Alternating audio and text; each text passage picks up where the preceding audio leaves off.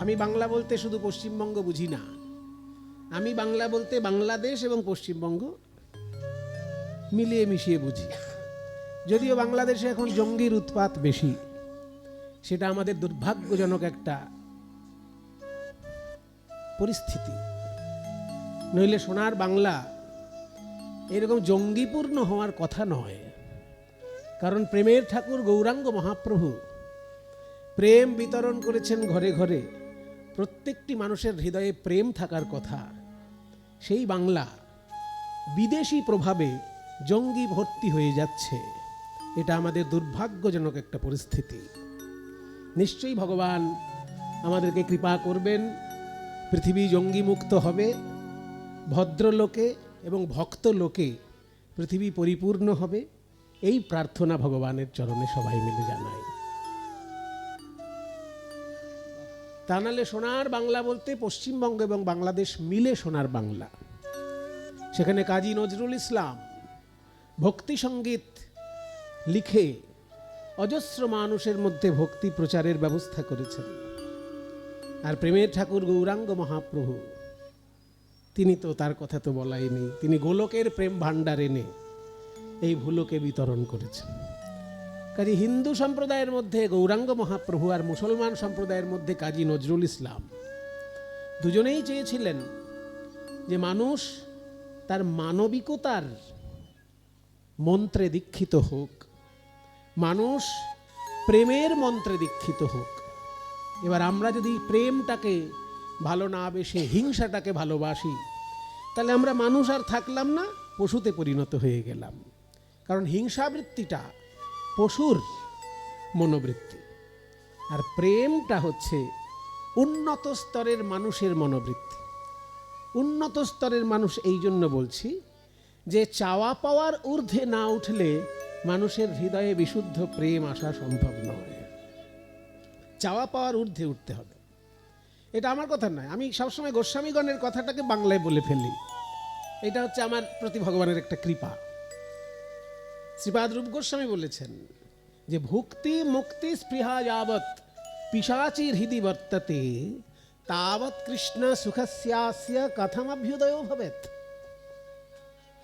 ভুক্তি মুক্তি স্পৃহা, ভুক্তি মানে ভোগ।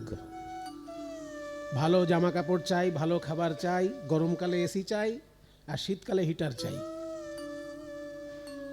এগুলোকে বলে ভোগ।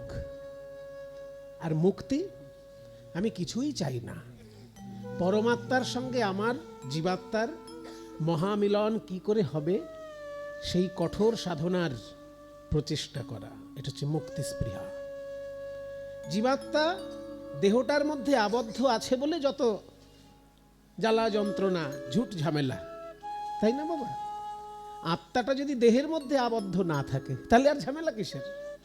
খিদে নাই, ঘুম নাই, চাওয়া নাই, পাওয়া নাই, কিছুই নাই। কিন্তু আত্মাটা যতক্ষণ দেহের মধ্যে ছটপট করছে, তখনই তো আমার দেহ খেতে চাইছে, ঘুমোতে চাইছে, হ্যাঁ, সহধর্মিনী চাইছে, বাচ্চা চাইছে, নাতি চাইছে। কেন চাইছে? আত্মাটা দেহের মধ্যে আছে বলে। দেহ থেকে আত্মা বাইরে চলে গেলে আর কোনো চাওয়া পাওয়া নাই। সেই জন্য জীবাত্মা যেহেতু আমার দেহের মধ্যে আবদ্ধ, সেটাকে পরমাত্মার সঙ্গে মিলানোর যে কঠোর সাধনা, সেটা হচ্ছে মুক্তি সাধনা। তাই ভুক্তি আর মুক্তি, ভোগ হচ্ছে দেহ এবং মনের কাজ, আর মুক্তি সাধনা আত্মার কাজ। রূপ গোস্বামী বলছেন কি, যে ভোগের সাধনায় যারা মত্ত তারাও বিশুদ্ধ ভক্তি পাবে না, আবার মোক্ষ সাধনায় যারা মত্ত তারাও নাকি বিশুদ্ধ ভক্তি পাবে না। তো আরো এক কাঠি উপরেরই বাবা। ভোগের সাধনায় মত্ত যারা, তারা ভক্তি পাবে না, এটা ঠিক আছে, মেনে নেওয়া যায়। কিন্তু ভোগ ত্যাগ করে যারা ত্যাগের পথে এগিয়ে মুক্তির সাধনা করছে, তারাও নাকি ভক্তি পাবে না। কত বড় একটা কথা বলেছেন রূপ গোস্বামী। ওনারা কোন স্তর থেকে কথা বলেন, সে আমাদের মতন সাধারণ মানুষের বোঝা বড় কঠিন হয়ে যায়। উনি বলছেন ভক্তি মুক্তি স্পৃহা, ভোগের স্পৃহা এবং মুক্তির স্পৃহা, এই দুটো স্পৃহাকে পিশাচি বলছে। মানে পেতনি, ডাইনি, এগুলোকে আমরা ভয় পাই না? ওই পেতনি ডাইনি এই বলছে ভোগ বাসনা এবং মোক্ষ বাসনাকে। আরে বাবা, মোক্ষ সাধনা তো খুব কঠিন। ভোগ থেকে নিজেকে মুক্ত করে ঈশ্বরের জন্য চিন্তা করা বা পরমাত্মার সঙ্গে জীবাত্মার মিলন ঘটানোর যে সাধনা, এটি সহজ ব্যাপার নাকি? কিন্তু বলছে সেটাতেও ভক্তি পাওয়া যাবে না। ভক্তি মুক্তি স্পৃহা যাবৎ পিশাচি হৃদি বর্ততে, হৃদি মানে হৃদয়ে, বর্ততে মানে বিরাজ করে, তাবৎ সেই পর্যন্ত কৃষ্ণ সুখস্য অস্য, এই কৃষ্ণ সুখের কথম অভ্যুদয় ভবেত, কিভাবে অভ্যুদয় হবে? কৃষ্ণ সুখ পেতে গেলে ভোগ বাসনা থাকা চলবেই না, এমনকি মোক্ষ বাসনাও নাকি থাকা চলবে না। কত বড় কথা! তাহলে আমরা যে ভোগ বাসনা চাই দেহটার সুখের জন্য, মনের সুখের জন্য, আর মোক্ষ বাসনা চাই আত্মার সুখের জন্য। আত্মা যেহেতু দেহের মধ্যে বদ্ধ থাকে তাই তার কষ্ট। জঙ্গলের বাঘ, তাকে যদি একটা খাঁচায় ভরে দেওয়া হয় তার যে অবস্থা হয়, রোজ 1 কেজি করে শুধু মাংস দিলে হবে? তার যে ছুটে একটা শিকার ধরে খাওয়ার যে একটা আনন্দ, সেটা ওই 1 কেজি মাংস বসে বসে খেয়ে নিলে তার আনন্দ হবে কি? হবে না। তাই জঙ্গলের মুক্ত বাঘকে ধরে খাঁচার মধ্যে ভরলে তার যেমন প্রাণটা ছটপট ছটপট করে, কেজি কেজি মাংস খেলেও সে যেন সুখে থাকে না, অশান্তিতে থাকে। ঠিক তেমনি আমাদের আত্মা এই দেহটার মধ্যে যতক্ষণ আবদ্ধ থাকে সে মুক্তির জন্য ছটপট করে। সেই মুক্তি সাধনাটাই ভোগ সাধনার থেকে অনেক উপরে। কিন্তু সেটাতেও কৃষ্ণ ভক্তি হবে না। বলছে কেন না, সেখানে সেবাবোধ থাকে না। সেবাবোধ যদি না থাকে, সেবা বাসনা যদি না থাকে, তাহলে তো কৃষ্ণ সুখ পাবে না সে। তাই মুক্তি লাভের জন্য সাধনা করাটা ভালো জিনিস, খারাপ নয়, কিন্তু তাতে কৃষ্ণ ভক্তি লাভ হবে না। এটা রূপ গোস্বামীর মত। এই মত উনি কোত্থেকে পেলেন? এটা চৈতন্য মহাপ্রভুর থেকে পেলেন। কারণ চৈতন্য মহাপ্রভু তাকে শিক্ষা দিয়েছেন, রূপ গোস্বামীকে অনেক শিক্ষা দিয়েছেন। যা যা মহাপ্রভু বলেছেন রূপ গোস্বামীকে, রূপ গোস্বামী সেই সমস্ত কথা 2টি গ্রন্থের মধ্যে লিপিবদ্ধ করে রেখেছেন। 2টি গ্রন্থের মধ্যে, একটা হচ্ছে ভক্তি রসামৃত সিন্ধু, আর একটা হচ্ছে উজ্জ্বল নীলমণি।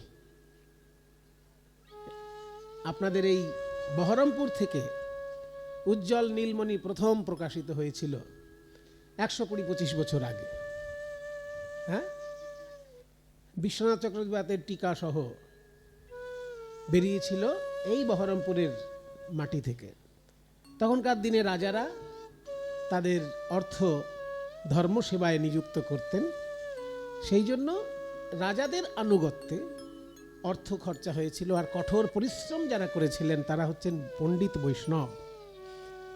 রামনারায়ণ বিদ্যারত্ন বলে একজন ছিলেন, তিনি এই গ্রন্থগুলি প্রকাশ করেছিলেন। প্রথম পুঁথি থেকে বই আকারে যে ছাপা এই সব শাস্ত্রগ্রন্থ এই বহরমপুর থেকে, রাধারমণ যন্ত্র বলে একটা প্রিন্টিং মেশিন ছিল এখানে বহরমপুর, রাধারমণ যন্ত্র তার নাম, যন্ত্রটার নামই রাধারমণ যন্ত্র। তাতে ওই শাস্ত্র বই ছাড়া অন্য বই প্রকাশ হতো না। সেই জন্য গৌড়ীয় বৈষ্ণবগণের মূল্যবান সব গ্রন্থ এইখান থেকে বেরিয়েছিল, ওই রাধারমণ যন্ত্র থেকে। যেমন বিভিন্ন টিকা সহ শ্রীমদ্ ভাগবত, তারপরে এই যেটার নাম বললাম উজ্জ্বল নীলমণি, এই গ্রন্থটি। তাছাড়াও আরেকটি আছে পদামৃত সমুদ্র, শ্রীনিবাস আচার্য প্রভুর লেখা পদামৃত সমুদ্র। পদামৃত সমুদ্র মানে বৈষ্ণব পদাবলীর একটা সংকলন, এবং সেই পদগুলোর আবার সংস্কৃত ভাষায় টিকা রচনা করেছিলেন উনি। উনি ছিলেন মহারাজা নন্দকুমারের গুরুদেব।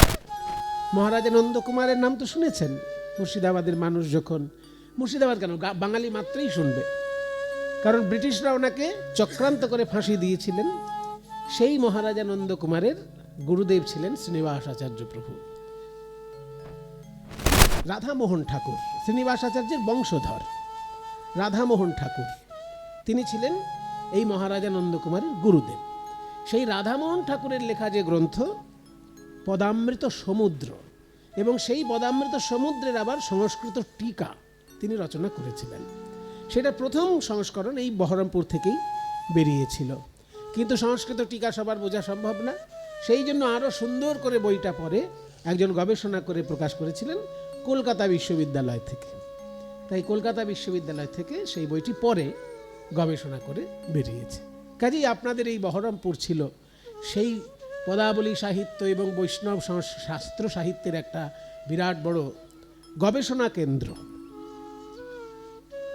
তা মহাপ্রভুর যে ভাবধারা আমরা শুনলাম, যে কথাটা বলতে যাচ্ছিলাম, আমাকে শিখিয়েছিলেন হোলির গানে মনোরঞ্জন কংস বণিক। তো এই মনোরঞ্জন কংস বণিক আমাকে শিখিয়েছিলেন সচির দুলারে খেরত রঙ্গে হরি। এই গানটায় এই সকালের রাগে, মানে এটার নাম দিয়েছিলেন গান্ধারী, মানে আশাবরীর কাছাকাছি এর সুরের কাঠামো, আশাবরী কাছাকাছি সুরের কাঠামো। আশাবরীটাকেই প্রাচীনকালে গান্ধারী আর আশাবরী খুব কাছাকাছি রাগের রূপ আর কি। সচির দুরারে খেলাত ও হো রঙ্গে হরি রে সচির দুলা। পূরবের ভাবে বিভোর হলো ভাবনিধি প্রভু আমার, পূরবের ভাবে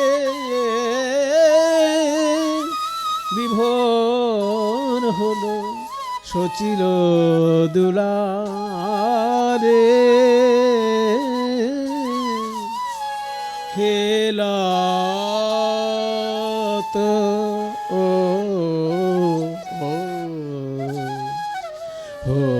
হো রঙ্গে বাজাতে হবে না। এই সুরটা আর কি উনি মনোরঞ্জন কংস বণিক শিখিয়েছিলেন। তো উনি তো আজকে আর শরীরে নেই, সেই জন্য ওনার একটু সুর আজকে সুযোগ পেলাম, একটু চর্চা করে নিলাম, ওনার আত্মা শান্তি পাবেন। কারণ আমরা তো বিশ্বাস করি যে যদি কেউ মারা যায় তার শরীরটা মারা যায়, তার আত্মার তো মৃত্যু হয় না। সেই জন্য আত্মা কিন্তু থাকেন এবং তার প্রিয় জিনিস কোথাও হলে সে কিন্তু আশেপাশে ঘোরাফেরা করবে, এইটা আমাদের বিশ্বাস বা বহুবার প্রমাণিত হয়েছে যে আত্মা থাকে এবং তার প্রিয় বিষয় কোথাও চর্চা হলে সেই আশেপাশেই সে থাকে। তাহলে আমি যে গানটা আজকে গাইছিলাম, রাধার মহিমা প্রেম রস সীমা জগতে জানাতো কে। শ্রী রাধারানী সম্পর্কে মানুষ তো সচেতন ছিল না। ও মায়েরা, সিনেমায় যেমন নায়িকা হয় সেই রকমই রাধারানীকে একটা সাধারণ নায়িকা ভেবে মানুষ অন্য 5টি মেয়ের সঙ্গে রাধারানীকে এক বলে মনে করত। কিন্তু মহাপ্রভু এসে জানালেন যে রাধারানী নায়িকা তো বটেই, নায়িকা তো তিনি বটেই, নায়িকার শিরোমণি রাধারানী, কিন্তু তিনি দেখতে নায়িকা অথচ স্বরূপে ঈশ্বরী। স্বরূপে তিনি ঈশ্বর, দেখতে নায়িকা। যেমন মা দুর্গা দেখতে মা কিন্তু স্বরূপে ঈশ্বর, মহাশক্তি জগতের। ঠিক তেমনি রাধারানী দেখতে নায়িকা, প্রিয়তমা হিসেবে তিনি পূজিতা, প্রিয়তমা হিসেবে তিনি বন্দিতা, তিনি কীর্তনের মধ্যে সঙ্গীতা, তাকে প্রিয়তমা হিসেবেই দেখা হয়, কিন্তু তিনি হচ্ছেন মহাশক্তি। সমস্ত দেবীর ঊর্ধ্বে তিনি একথাও বলেছেন যে রাধিকা পরদেবতা, দেবী কৃষ্ণময়ী প্রক্তা রাধিকা পরদেবতা। হ্যাঁ, সর্বলক্ষ্মী সম্মোহিনী পরা, সর্বলক্ষ্মীময়ী সর্বকান্তি, তিনি সর্বলক্ষ্মীময়ী। মা লক্ষ্মী যেমন, তেমনি এই লক্ষ্মীর মতো যত আরো দেবী আছেন, সমস্ত লক্ষ্মীরই ঊর্ধ্বে শ্রীমতী রাধারানী। এটা শাস্ত্রে বলছে। সর্বলক্ষ্মীময়ী, আবার সর্বকান্তি, সম্মোহিনী পরা। তিনি পরম সম্মোহিনী রূপা। কারণ শ্রীকৃষ্ণের রূপে সারা বিশ্ব ব্রহ্মাণ্ড মোহিত, আর সেই শ্রীকৃষ্ণ রাধারানীর রূপে মোহিত। সেই জন্য তিনি একাধারে যেমন সর্বলক্ষ্মীময়ী, সমস্ত দেবীর যেমন তিনি ঊর্ধ্বে, তেমনি একাধারে মহা সম্মোহিনী। উর্বশী টুর্বশী কোথায় লাগে তার কাছে? উর্বশী, তিলোত্তমা, এইসব অপ্সরাদের রূপে তো মুনি ঋষিরা নিজেদের তপস্যা থেকে বিচলিত হয়েছেন। কিন্তু সেই উর্বশী তিলোত্তমার থেকেও অনেক সুন্দর সৌন্দর্য দিয়ে মহীয়সী, মোহিনী নারী হিসেবে সর্বশ্রেষ্ঠ রাধা। কাজেই সর্বলক্ষ্মীময়ী, সর্বকান্তি, আবার সম্মোহিনী পরা। পরা মানে শ্রেষ্ঠা। সেই রাধারানীর মহিমা কে জানতো যদি মহাপ্রভু এসে আমাদেরকে না জানাতেন? তাই রাধারও মহিমা প্রেম রস সীমা। চিন্তামণি প্রণমতাং ব্রজনাগরীণাম চূড়ামণি কুলমণি বৃষভানুরাজ্যঃ শ্যাম কাম প্রবর শান্তিমণির নিকুঞ্জ ভূষামণি হৃদয় সম্পুট সন্মণির্ণ।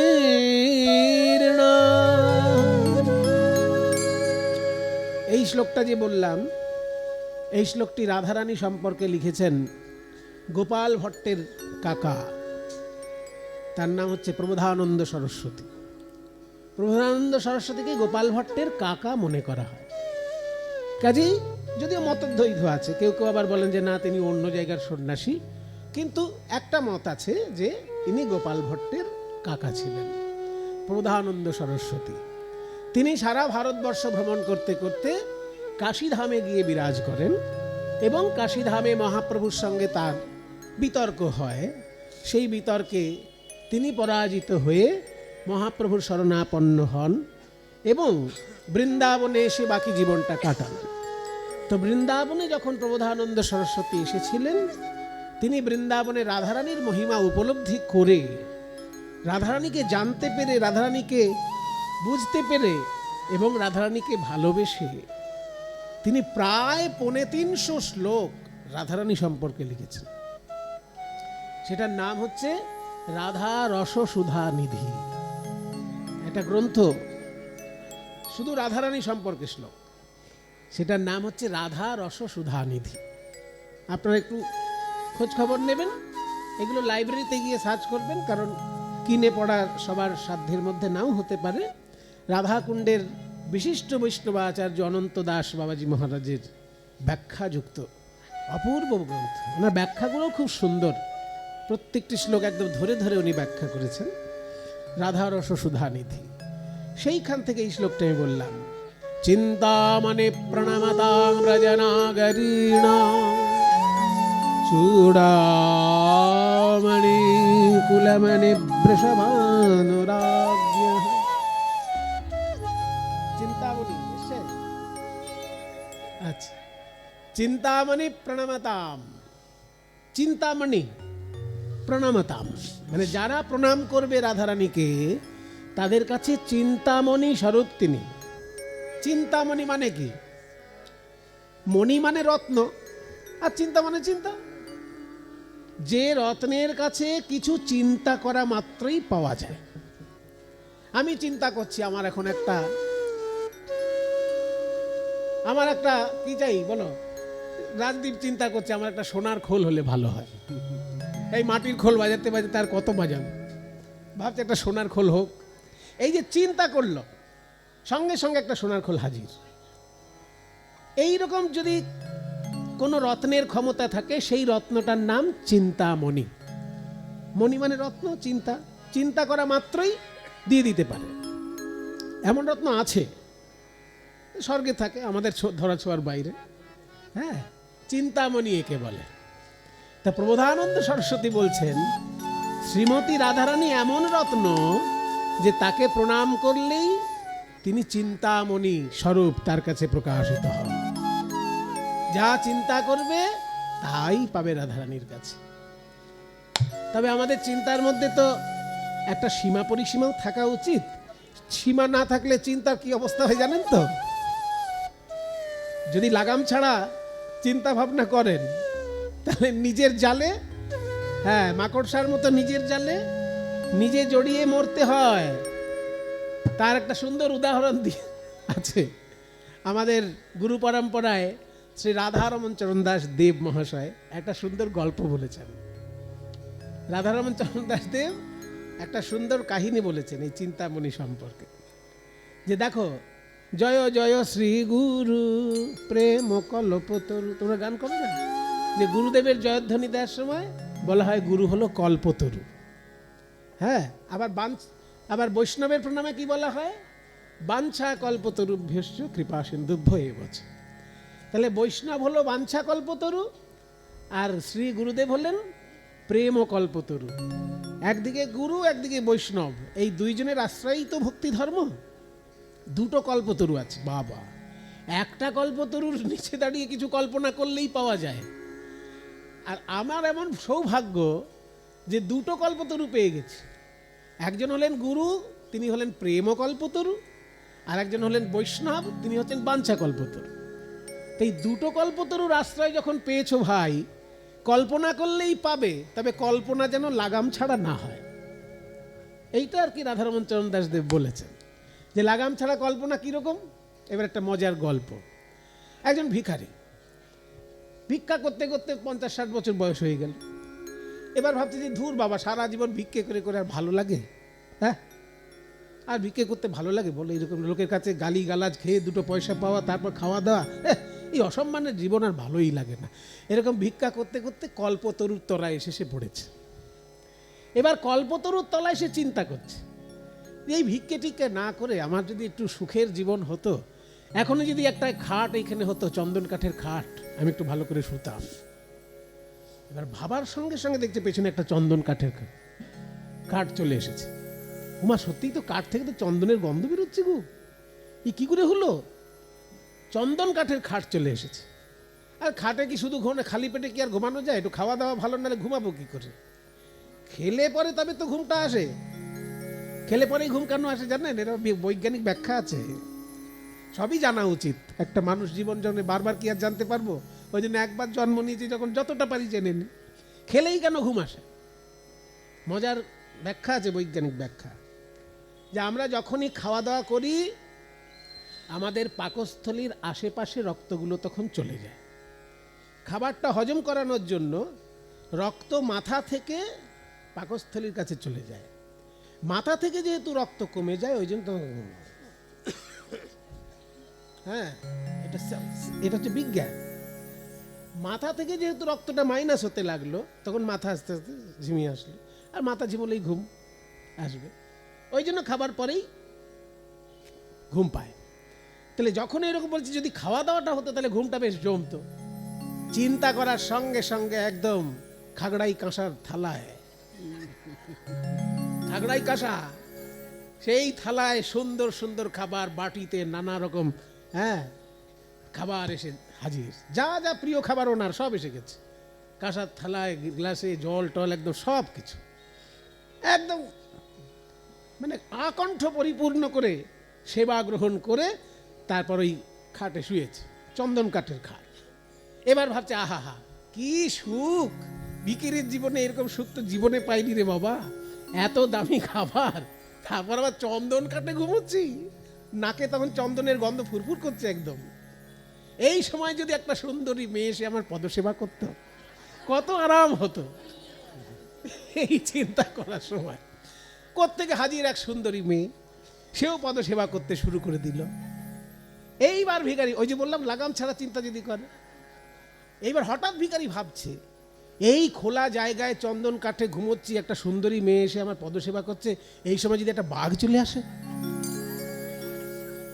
এই যে ভাবা, যে এই সময় যদি বাঘ চলে আসে, যেই ভাবলো অমনি কোত্থেকে সুন্দরবনের বাঘ সবে ছাড়া পেয়েছে খাঁচা থেকে। ওই যে বাঘ সুন্দরবন থেকে ছাড়া পেয়েছে, এইবারে সে ঘাটটি মোটকে দিয়ে জীবন শেষ। ওই জন্য বলছে যে শ্রীমতী রাধারানী হচ্ছেন চিন্তামণি স্বরূপা, তাকে প্রণাম করলেই তিনি চিন্তা অনুসারে দান করেন, কিন্তু আমাদের চিন্তার মধ্যে একটা লাগাম থাকতে হবে। এটা আমাদের আচার্যগণের শিক্ষা, বৈষ্ণব আচার্যগণের শিক্ষা, যে চিন্তামণি তিনি, কিন্তু আমার লাগাম যেন থাকে, কেন ওই বাঘের অবস্থা হবে। চিন্তামণি প্রণামতাম, মানে প্রণাম করলে পরেই তিনি চিন্তামণি স্বরূপা তার কাছে রাধারানী। ব্রজনাগরীণাম চূড়ামণি, ব্রজনাগরীগণের কাছে তিনি চূড়ামণি স্বরূপা। ব্রজনাগরী, এখানে নাগরী মানেই নায়িকা। যে মেয়ে দেখতে সুন্দর হয়, রূপচর্চা করে, গুণচর্চা করে, রূপ গুণ উভয়ের সমান চর্চা করে, তবে সে নাগরী হবে। শুধু রূপ চর্চা করলো, গুণের দিকে কিছুই নাই, তাহলে তো সে একটা সেই কাঠপুতুলের মতন শুধু সেজে গুজে খাটের উপর বসে থাকা ছাড়া তার কোনো কাজ নেই। কিন্তু রূপের চর্চাও করবে, আবার গুণের চর্চাও করবে। রূপে গুণে অনুপমা রমণী রমণী, রাধারানী সম্পর্কে বলা হয়েছে। এটা আমি ওই অনন্ত দাসজিকেই শুনিয়েছিলাম গানটি। অনন্ত দাসজি যেহেতু রাধারানী, রাধারস সুধানিধি লিখেছেন, তো ওনার সঙ্গে যখন আমার দেখা হয়েছিল প্রথম, আমি বললাম আপনার রাধারস সুধানিধি আমার একদম প্রাণ ভরে গিয়েছে, এত সুন্দর আপনার লেখা। আর সব থেকে আপনাকে আমার এই জন্য ভালো লাগে যে আপনি কাঠ বৈষ্ণব নন।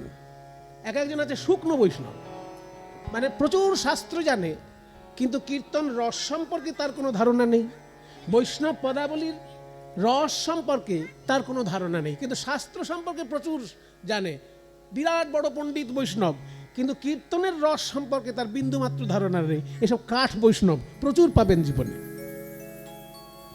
উনি কিন্তু এরকম কাঠ বৈষ্ণব ছিলেন না। উনি যেগুলো ব্যাখ্যা করতেন রাধারানীর শ্লোক, সঙ্গে সঙ্গে বৈষ্ণব পদাবলীতে কি আছে সেটা খুঁজে বার করে পদাবলীর রেফারেন্স দিয়েছেন। প্রচুর বৈষ্ণব পদাবলীর রেফারেন্স দিয়ে দিয়ে ওনার কিন্তু ব্যাখ্যাগুলো লেখা।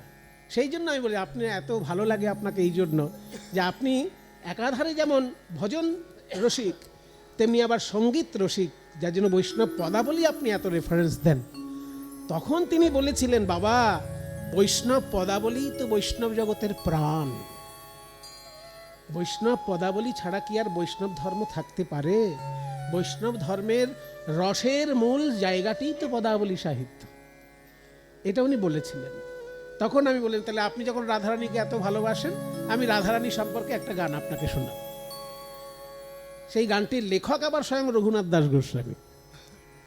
যে রঘুনাথ দাস গোস্বামীর ভজনস্থলিতেই তো উনি থাকতেন, তা আপনি যেহেতু রঘুনাথ দাস গোস্বামীর আশ্রয়ে রয়েছেন আর রাধারানীকেও ভালোবাসেন, তাই একটা পদ এমন আছে যেটা রাধারানী সম্পর্কে পদ, কিন্তু লেখক রঘুনাথ দাস। সেই পদটি আমায় শিখিয়েছিলেন মনোরঞ্জন ভট্টাচার্য, রবীন্দ্র ভারতী বিশ্ববিদ্যালয়ের শ্রীখোলের অধ্যাপক ছিলেন, কিন্তু প্রচুর কীর্তন জানতেন। তিনি শিখিয়েছিলেন এই গানটি। চন্দ্রবদনী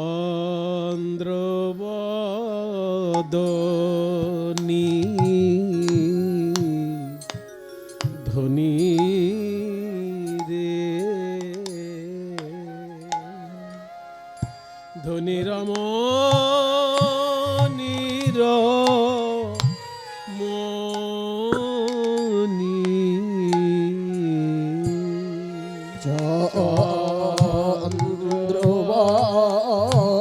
চন্দ্রবদনী ধনী রে ধনী রমণীর মণি ধনী আমার রূপে গুণে অনুপমা, ধনী রূপে গুণে অনুপম, বলি কিসে বা তুলনা,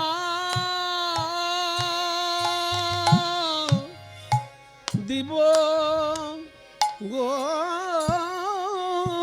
ধনী রূপে গুণে অনুপম, কিসে বা তুলনা,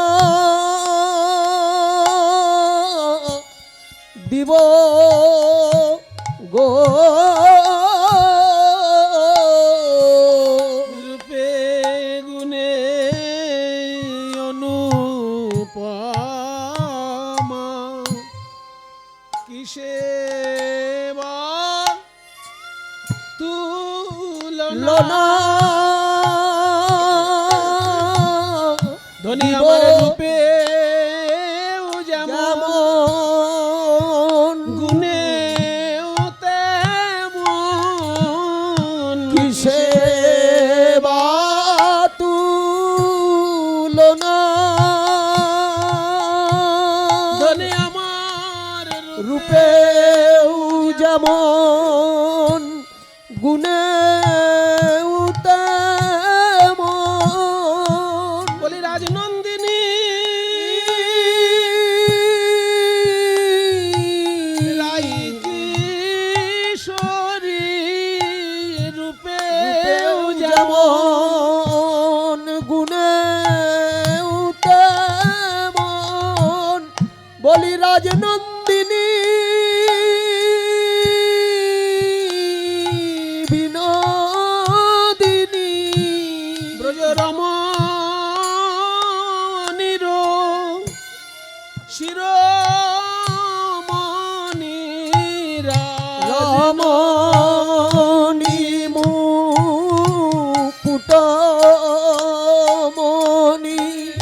ওই রমণীর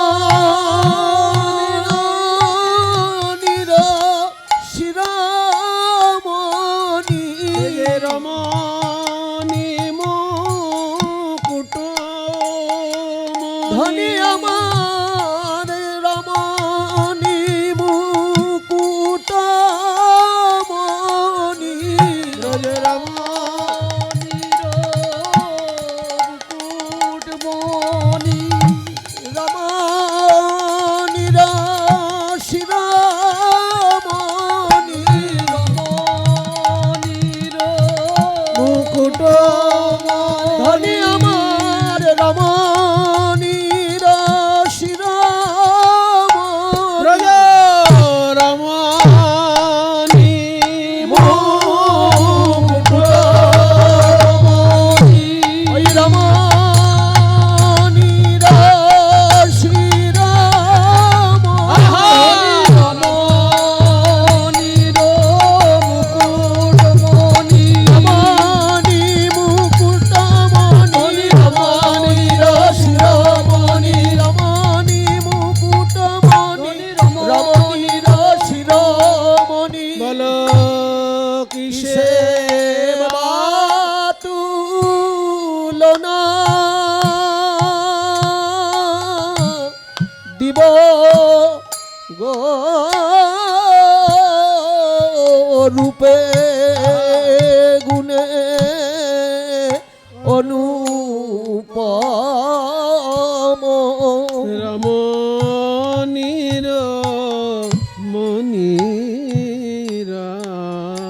নন্দিনী রমণীর শিরোমণি ধনী ধনী রমণী শির রাই ধনী রমণীর রাই ধনী রমণী শিরোমণি ধন্য ধনী রমণীর শিরোমণি রমণীর রাই ধনী রমণীর শিরোমণি রমণী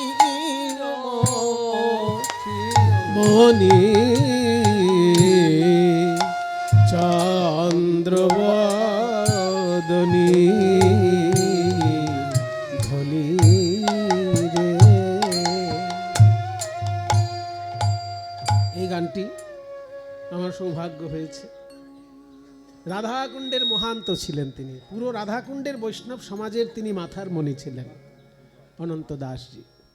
তো তাকে এই গানটি আমার শোনানোর সৌভাগ্য হয়েছে। এই গানটি শুনে তিনি আমাকে খুব জপের মালা দিয়ে আশীর্বাদ করেছিলেন এবং ওনার লেখা একটা গ্রন্থ আমাকে উপহার দিয়েছিলেন। সাধন ভক্তি বলে ওনার লেখা একটা বই আছে, সাধন ভক্তি বইটার নাম, সেইটা উপহার দিয়েছিলেন। এটা আমার একটা পরম প্রাপ্তি। তাহলে যেটা বললাম যে রাইধনী আমার কেমন, রাইধনী হলো রমণীর শিরোমণি, রূপে গুণে অনুপমা। একদিকে তিনি যেমন নায়িকা, আবার একদিকে তিনি পরমেশ্বরী। শ্রেষ্ঠ ঈশ্বরী, দুটো রূপ তার। সেই রাধা তত্ত্ব তো গৌরাঙ্গ মহাপ্রভু ছাড়া আমাদেরকে কেউ জানাতে পারত না, উনি এসেছিলেন বলে জানতে পারলাম। যে শ্লোকটা ব্যাখ্যা করছিলাম, যে প্রণাম করলেই তিনি চিন্তামণি স্বরূপ, সমস্ত চিন্তার অবসান ঘটান। আর ব্রজনাগরীণাং শিরোমণি, চিন্তামণি প্রণামতাং ব্রজনাগরীণাম চূড়ামণি। ব্রজনাগরীগণের কাছে তিনি চূড়ামণি স্বরূপ, চূড়ার রত্নটা। চূড়ামণি বৃষভানুরাজ্ঞ কুলমণি। আবার বৃষভানু রাজার কাছে তিনি বংশের সর্বশ্রেষ্ঠ রত্ন। এক একজন জন্মায় একটা বংশকে পুরো আলো করে দিয়ে চলে যায়। যেমন রবীন্দ্রনাথ ঠাকুর একটি বংশেতে জন্মগ্রহণ করেছেন। তার বাবা মহর্ষি দেবেন্দ্রনাথ বিরাট বড় পণ্ডিত মানুষ, অনেক বড় মহর্ষি তিনি উপাধি পেয়েছেন, জ্ঞান তার অসাধারণ। কিন্তু হলে হবে কি, রবীন্দ্রনাথ সারা বিশ্বের কাছে পূজনীয় হয়ে রয়েছেন, আলো করে দিয়ে এলেন তার পুরো পরিবারটাকে। স্বামী বিবেকানন্দ, ওনার বংশে অনেক জ্ঞানী গুণী পণ্ডিত জন্মগ্রহণ করেছেন, কিন্তু বিবেকানন্দের জন্য পুরো পরিবারটা আলোকিত হয়ে, রামকৃষ্ণদেবের জন্য তার পুরো পরিবারটা আলোকিত। তা নাহলে 14 পুরুষের মধ্যে ওনার আর তো কোনো পূর্বপুরুষদের মধ্যে সেইভাবে নাম শোনা যায় না, ওনার জন্য পুরো ওনার পরিবারটা আলোকিত। তাহলে রত্ন ওই পরিবারের কুলমণি, অর্থাৎ বংশের সর্বশ্রেষ্ঠ রত্ন। তাই বৃষভানু রাজার কাছে, বৃষভানু রাজার বংশের সর্বশ্রেষ্ঠ রত্ন স্বরূপ রাধারানী। তাই বলছে বৃষভানুরাজ্ঞ কুলমণি। কার কাছে কেমন রত্ন স্বরূপ রাধা, সেইটা বর্ণনা আর কি। হ্যাঁ, চিন্তামণি প্রণামতাং ব্রজনাগরীণাম চূড়ামণি কুলমণি বৃষভানুরাজ্ঞ। তিনজনের কথা হয়ে গেল। এবার শ্যাম সুন্দরের কাছে কি, তিনি কি? সা শ্যাম কামবর শান্তিমণি। সা মানে তিনি, শ্যামের কাছে, শ্যাম সুন্দরের কাছে তার সমস্ত বাসনা পূর্ণ করার রত্ন। শ্যাম সুন্দরের যা বাসনা, এখন আমার খুব খেতে ইচ্ছে করছে, অমনি রাধারানী এমন সুন্দর রান্না করে খাওয়াবেন। আপনারা জানতেন তো, জানেন তো আপনারা, যে বৃষভানু রাজার মেয়ে রাধারানী শ্বশুর বাড়ি থেকে একটা ছাড় পায় নন্দরাজার বাড়িতে গিয়ে রান্না করে দিয়ে আসার জন্য। প্রতিদিন রাধারানী নন্দ ভবনে গিয়ে রান্না করে দিয়ে আসেন প্রাণ গোবিন্দের জন্য। এটা ওনার শ্বশুর বাড়ি থেকে ছাড় ছিল, কোনো শ্বশুর বাড়ি থেকে এরকম ছাড় দেবে কিনা আমার জানা নেই। কিন্তু যেহেতু কৃষ্ণচন্দ্র এই বৃষভানু রাজার বা জটিলা কুটিলার পরিবারের অনেক উপকার করেছেন, সেই জন্য এই ছাড়টা দিয়ে দিয়েছিল তারা, যে আমাদের বৌমার হাতের রান্না যে খাবে সে অমর হয়ে যাবে। এইটা একটা আশীর্বাদ ছিল কোন এক মুনি ঋষির। রাধারানীর হাতের রান্না খেয়ে তিনি এত খুশি হয়েছিলেন যে রাধারানীকে আশীর্বাদ দিয়েছিলেন যে তোমার হাতের রান্না যে খাবে সে অমর হয়ে যাবে। এই জন্য নন্দরাজার অনুরোধে ওই রাধারানী একটা ছাড় পেয়েছিলেন শ্বশুর বাড়ি থেকে, রোজ গিয়ে দুপুরবেলা রান্না করে দিয়ে আসতেন। কাজেই প্রাণ গোবিন্দের যে খাবারের ইচ্ছা সেটাও রাধারানী পূর্ণ করেন। যখন নাচার ইচ্ছা নাচেন, যখন বাঁশি বাজানোর ইচ্ছা রাধারানীর মুখের দিকে তাকালে বাঁশিটা আরো ভালো বাজে। গোবিন্দের সমস্ত বাসনা পরিপূর্ণ করার জন্য যে রত্ন, সেটা যেন আমার রাধারানী। তাই কি সুন্দর লিখছেন প্রধানন্দ, সা শ্যাম কামবর শান্তি শান্তিমণি, গোবিন্দের জীবনে শান্তি আনার জন্য যে রত্ন, শান্তিমণি, কৃষ্ণের কাছে শান্তিমণি স্বরূপা, প্রণামকারীদের কাছে চিন্তামণি, বৃষভানু রাজার কাছে কুলমণি, ব্রজ নাগরিগণের কাছে তিনি চূড়ামণি, আবার কৃষ্ণের কাছে তিনি শান্তিমণি। সা শ্যাম কামবর শান্তিমণি নিকুঞ্জ ভূষামণি। বৃন্দাবনে যতগুলি নিকুঞ্জ আছে, যতগুলো কুঞ্জ আছে, কোন কুঞ্জে রাধারানী থাকলেই সেই কুঞ্জটা যেন আলোকিত হয়ে যায়। তাই কুঞ্জের কাছে ভূষামণি স্বরূপ, ভূষণের রত্ন স্বরূপ।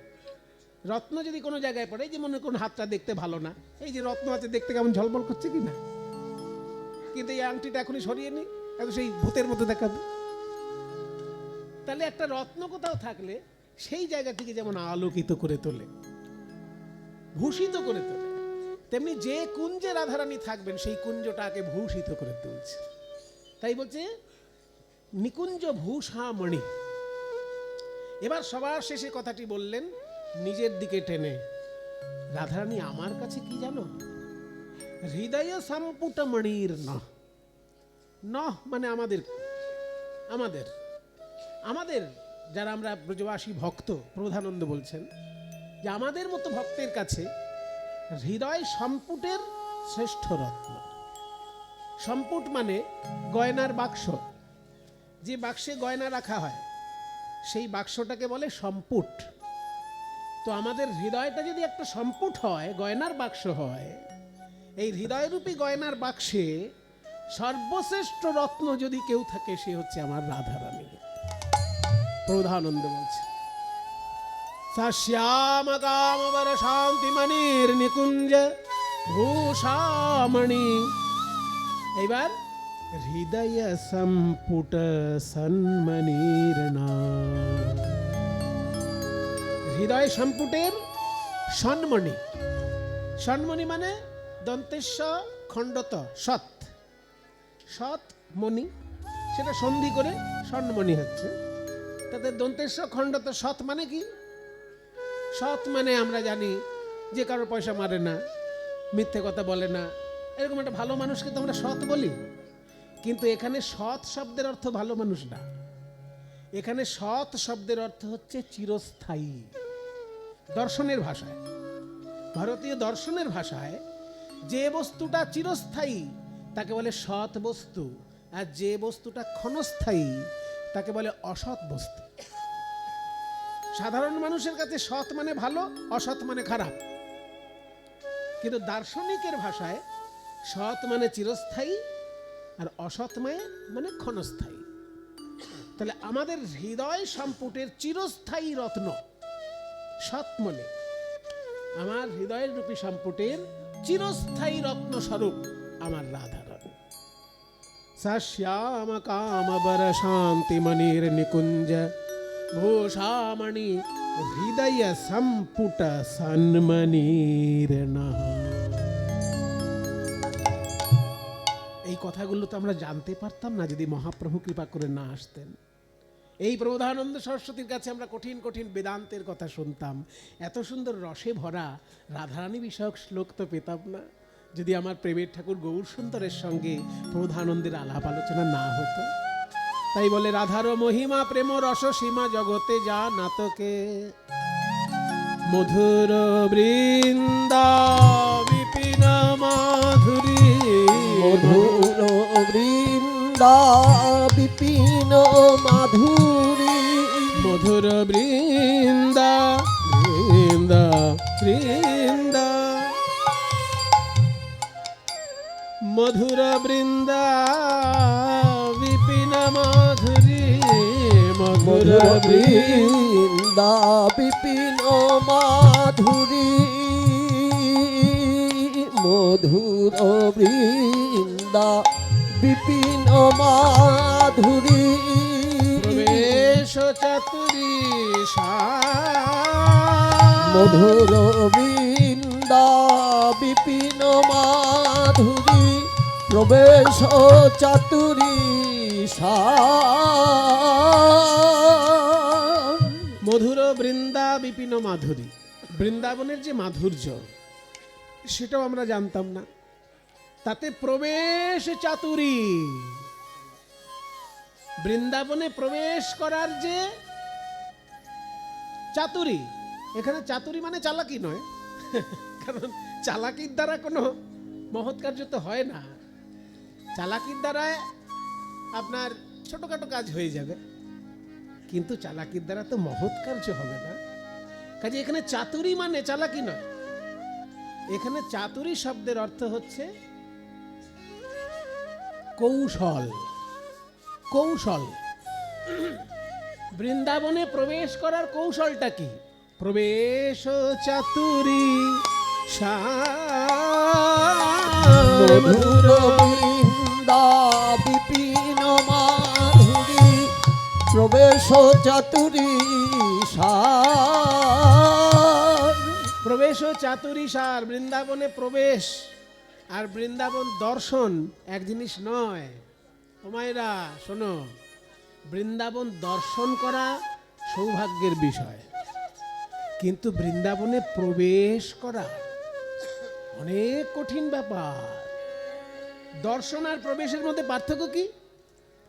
সহজভাবে বুঝে নিন। শান্তিনিকেতন দর্শন করে আসা সহজ, কিন্তু শান্তিনিকেতন থেকে রবীন্দ্রসঙ্গীতে এমএ পাশ করে আসা কি সহজ? কিংবা শান্তিনিকেতন থেকে কলাবিদ্যায় এমএ পাশ করে আসা কি সহজ? আপনি টুরিস্ট হিসেবে গেলেন, দর্শন করে নিলেন, কি সুন্দর সমস্ত কিছু দেখলেন শান্তিনিকেতন, এটা দর্শন হলো। আবার যদি কেউ বলে আমি শান্তিনিকেতনের অধ্যাপক হব, সে তো আরো কঠিন ব্যাপার। সে অত সহজ নাকি?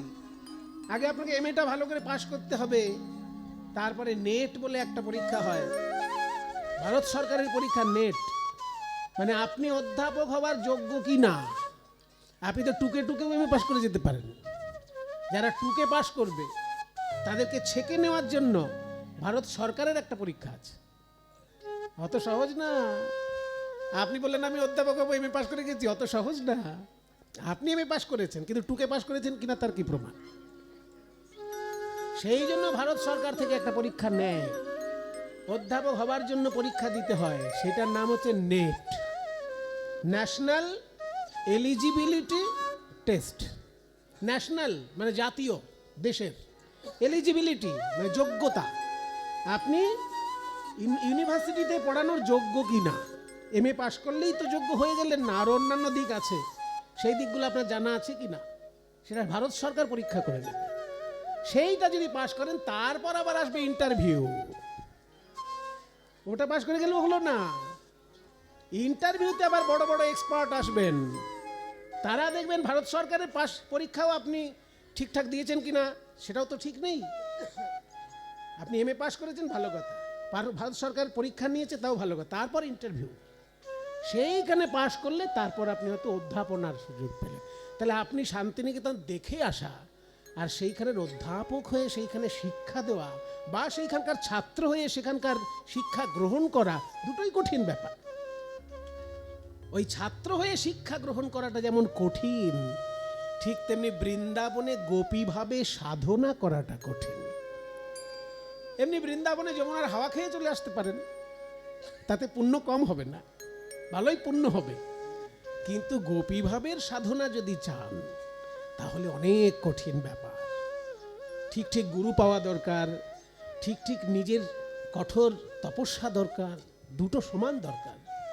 গুরুটা ঠিক চাই, আবার আপনার কঠোর তপস্যা চাই, তবে হয়তো কোনোদিন গোপী ভাবে ডুবে গিয়ে রাধারানীর কৃপা পেতে পারেন। তাই বৃন্দাবন দর্শন আর প্রবেশ এক জিনিস না। তাই পদকর্তা বলছে মধুর বৃন্দা বিপিন মাধুরী প্রবেশ ও চাতুরী সার, প্রবেশ ও চাতুরী সার। মধুর বৃন্দা বিপিন মাধুরী প্রবেশ চাতুরী সার। বড় যুবতী ভাবের ভকতি, বড় যুবতী ভাবের ভকতি, জানার শকতি হইত কার, ভকতি জানার শকতি হইত কার।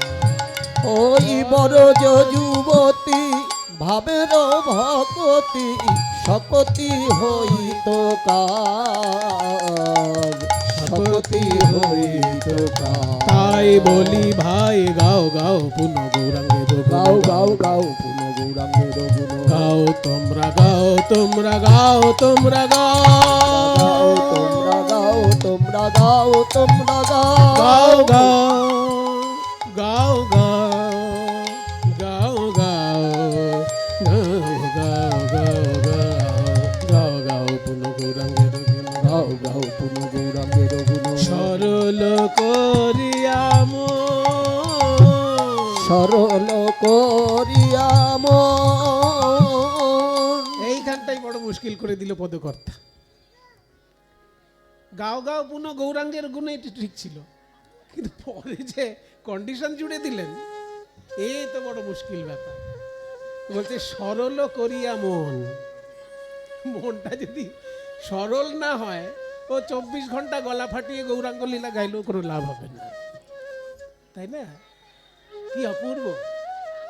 বলছে গাও গাও পুনঃ, পুনঃ মানে বারবার, বারবার গৌরাঙ্গ মহাপ্রভুর গুণ গাও, কিন্তু আবার একটা কন্ডিশন, শর্ত আছে। সরল করিয়া মন, গাও গাও পুনঃ গৌরাঙ্গের গুণ, সরল করিয়া মন। ভাবিয়া দেখো এমন দয়াল, ভাবিয়া দেখো এমন দয়াল, নাহি কোনো একজন, নাহি কোনো একজন। ভাবিয়া দেখো এমন দয়াল, নাহি কোনো একজন, না না নাহি কোনো একজন। এইবার পদকর্তা নিজের কথা বলছেন। এতক্ষণ আমাদের জন্য বললেন যে মহাপ্রভু না আসলে বৃন্দাবন কে চিনত, রাধারানীর মহিমা কে জানতো। তোমরাও প্রাণ ভরে গৌরাঙ্গের গুণ গাও ভাই, মনটাকে সরল করে প্রাণ ভরে গৌরাঙ্গের গুণ গাও। এইবার নিজের কথা বলছেন পদকর্তা। আমি গৌরাঙ্গ বলিয়া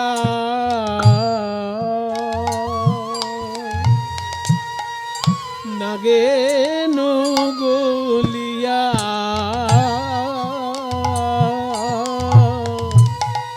হবে কেমনে সাধন সিদ্ধি।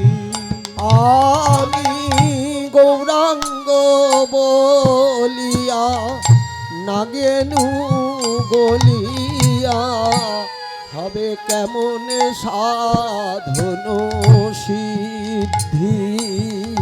আমি গৌরাঙ্গ বলিয়া নাগেনু গলিয়া,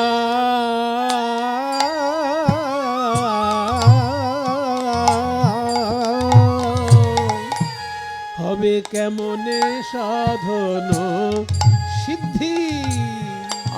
আমি গৌরাঙ্গ বলিয়া নাগেনু গলিয়া, হবে কেমন সাধন সিদ্ধি। আহাবাসু ঘোষ হিয়া, ওরে মন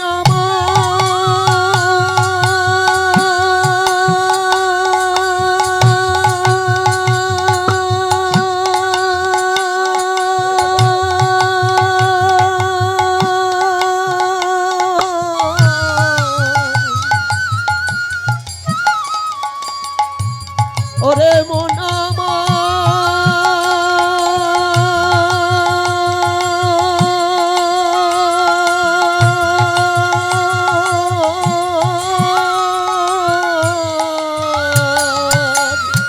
বাসু ঘষ হিয়া পাষাণ দিয়া, গড়িয়াছে কোন বিধিরে, পাষাণ দিয়া গড়িয়াছে কোন বিধি। ওই বাসু ঘষ হিয়া পাষাণ দিয়া, গড়িয়াছে কোন বিধিরে, গড়িয়াছে কোন বিধি। কোন বিধাতা আমার হৃদয়টা পাথর দিয়ে তৈরি করেছ? গৌরাঙ্গ মহাপ্রভুর করুণা মাখা এই লীলা শ্রবণ করেও আমার হৃদয়ে গলে গেল না। আমার হৃদয়টা কোন পাথর দিয়ে তৈরি করেছে?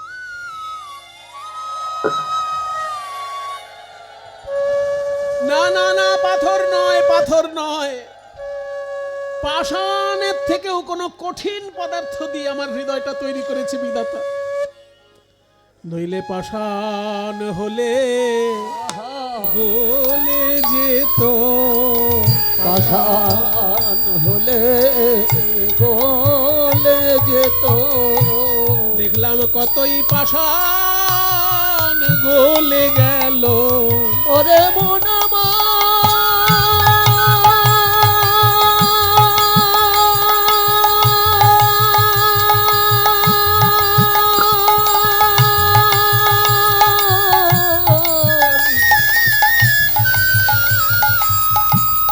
ওরে মন আমার